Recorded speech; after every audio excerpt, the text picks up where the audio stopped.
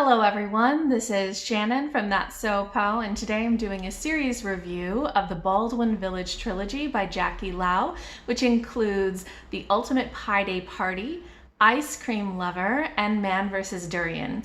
This is such a funny, excellent contemporary romance series that is set in a foodie part of Toronto and really focuses on some women who are finding professional and personal fulfillment and love. It is definitely extremely funny, but also tackles some really deep issues. So I want to tell you all about this series because I think you should pick it up.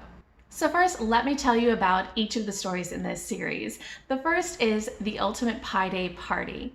This follows Josh, a tech CEO who decides to hold a March 14th Pie Day party, and he decides to get catering from a local sweet and savory pie shop run by Sarah, who's somebody that he just can't resist. Next is Ice Cream Lover, which is about Drew, who's somebody who hates ice cream, but his niece loves it, so he takes her to a local Asian ice cream shop and finds that he is very much interested in the owner, Chloe, even if he's not so interested in the ice cream. And lastly is Man vs. Durian. We follow Peter, who has had some bad experiences with durian fruit in the past. It's quite stinky. And one day goes to an ice cream shop where a woman working there, Valerie, spills durian ice cream all over him. However, despite not liking durian, he likes her, and they decide to start fake dating since she needs a boyfriend to get her mom off her back anyway. Content warnings for all of the books are in the description box below. Let's go ahead now and talk about what made this series so stand out and so much fun, starting with the food. This is very much a series for foodies.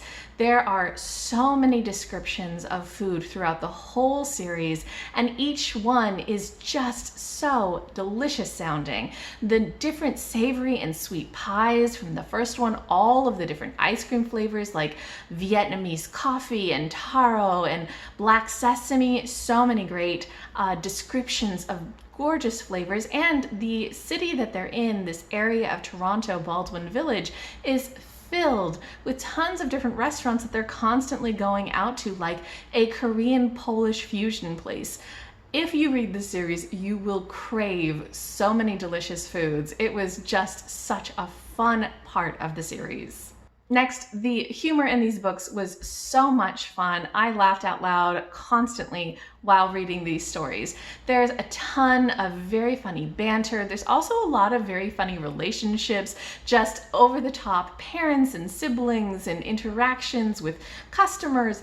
Lots of funniness in all of these interactions and some ridiculousness in a lot of the situations that made the series just very, very humorous.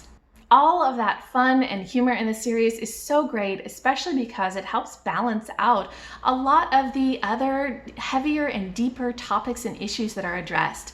One of the big parts of this series is really exploring Chinese Canadian identity.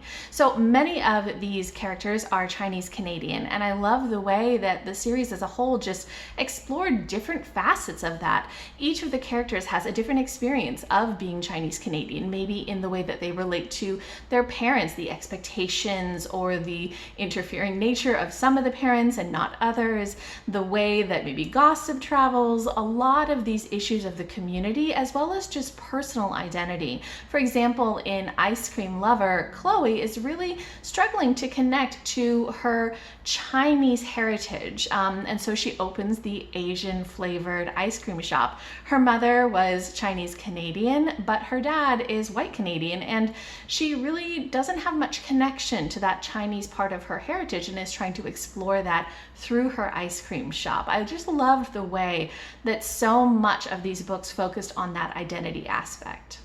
Another difficult topic that is covered in these stories is difficult conversations. I think that these books actually do an excellent job of role modeling how to have difficult conversations. So a lot of the stories are really focused on dynamics between family members, between people in a relationship, between people that you're interacting with, and how to deal with it when part of those relationships have broken down down or when somebody is doing something that's not okay, how to open up dialogue and have those difficult conversations. This is a big part of a lot of the stories. For example, in the Ultimate Pie Day Party, Josh is really struggling because his relationship with his dad has broken down and he doesn't know how to talk to his dad, and his dad really doesn't know how to talk to him.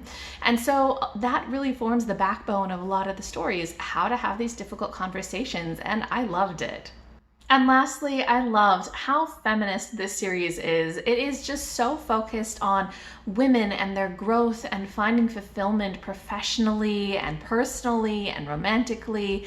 I loved the way that this tackled a lot of the issues in society of how women are treated and a lot of what they need to follow their own dreams.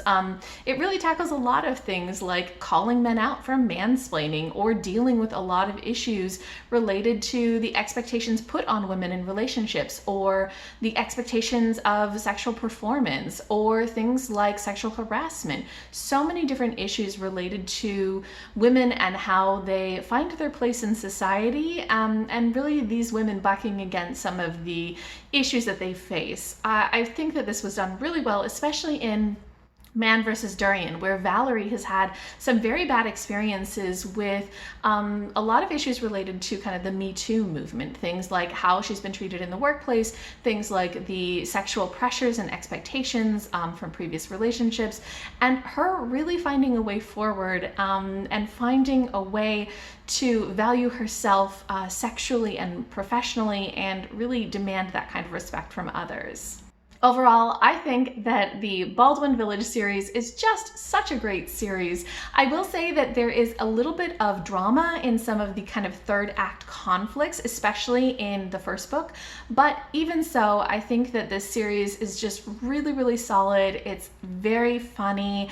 It has tons of excellent food descriptions, lots of really steamy scenes, and it tackles tons of deeper issues that I think really add a lot of heft to what the stories are doing, all in a very fun and quick read package. So if you like contemporary romances, I definitely recommend this series. If you guys have read these books, or if you've read anything else by Jackie Lau or anything else that you would like to say or recommend to me, just leave me a comment down below.